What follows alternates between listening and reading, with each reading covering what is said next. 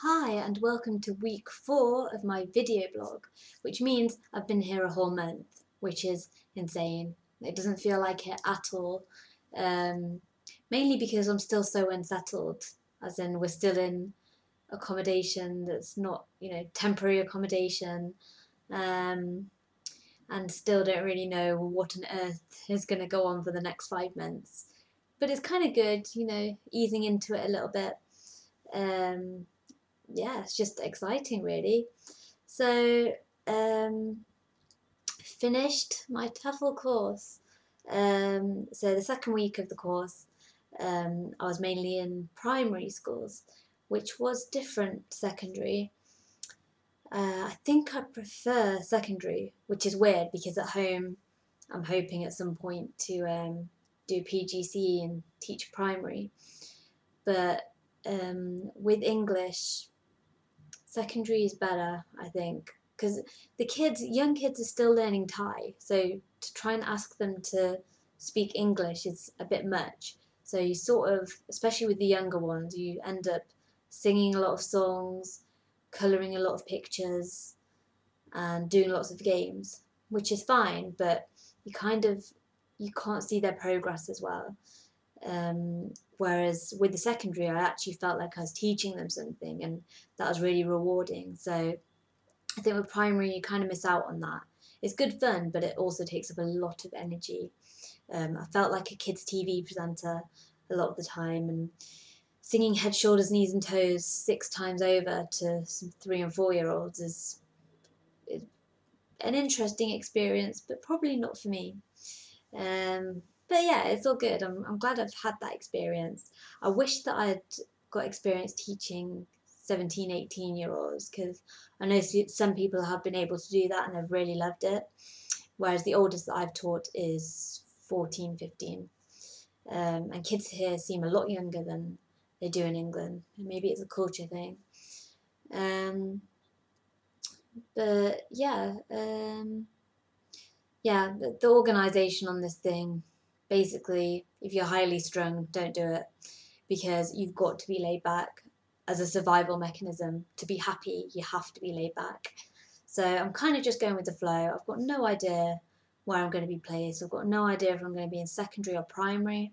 I've got no idea if I'm going to be around many of my friends.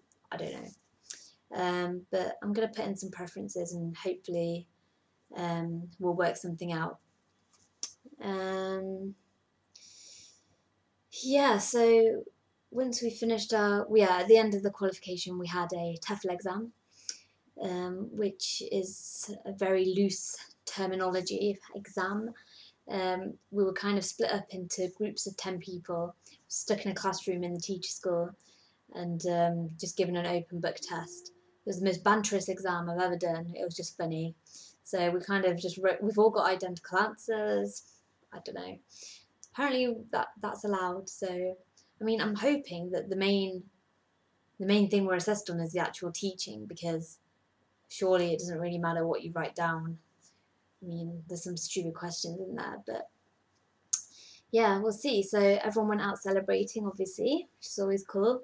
And then today, I had a nice day out. I felt like I needed a bit of independence because everyone is living so closely here, and I feel a bit on edge with the fact that I haven't sort of been able to go out by myself, and I thought I'd feel really good if I did that. So I went into town and did a bit of shopping to treat myself after completing the TEFL course.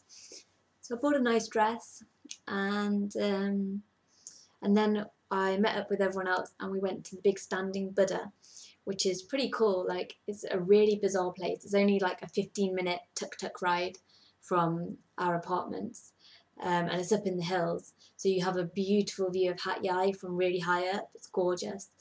And it's just a really bizarre place. There's just wind chimes, and there's incense burning outside, and lots of different Buddhas and like really tacky statues. But it's really cool and it's a really peaceful place. And we did a bit of meditation, just getting into the whole Buddhist spirit. It was really fun. It was nice to get out of the city. It's always nice to do that.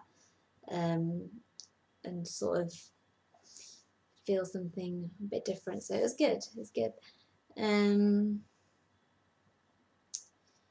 So yeah, in Lee Gardens, which is the shopping centre, there's loads of really nice shops, really modern stuff, and a little bit cheaper than you'll find at home. So that's cool, and that's why I really, really want to stay in Hat Yai if possible, because at first I wasn't sure, but now I've really decided, just because it's in the centre and I can go where I want on the weekends. So I can travel into the more rural areas at the weekends, but for the weekdays I'm going to have all the amenities that I need. So hopefully that will happen. And then yeah, so now we've got 2 weeks off. We're planning to go. Well, a few of us are planning to go to Bangkok for a few days because obviously I really want to see the city, and go around the markets and Koh Sam Road and things like that. So that'd be cool. I think we're gonna fly. We're thinking about doing a night train, but I want to make the most of my time, so I'm going to spend a bit extra and fly there, I think.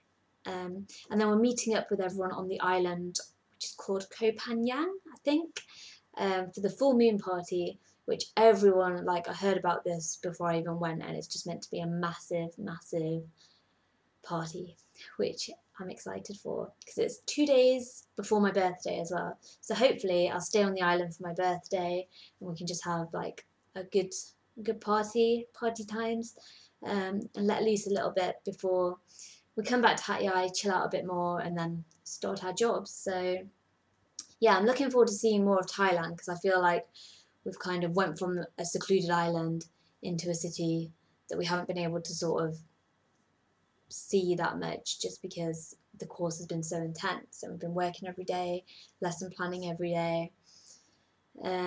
So yeah, I'm feeling a little bit more independence now. I mean, it doesn't feel like a month, which is kind of good because it means I'm not missing home too much. But I'm working out more, like you just get to know more stuff, like just simple things. Like the other day I bought bread and tuna and mayonnaise, and I made myself a tuna sandwich, which you're not gonna buy here, but it's kind of nice. Like, I know I don't have a fridge, but I can make it, and I can eat food that I've made. And I've found a post office as well, and I didn't know. I learnt the Thai word for post office, and sort of just so I can send people stuff and things like that. Really make a difference. I'm starting to feel like I live here now, which is really good. So I'll be doing another blog soon, probably after I get back from Bangkok and my birthday in Koh Phangan. So yeah, I'll have lots more to tell then. So thank you.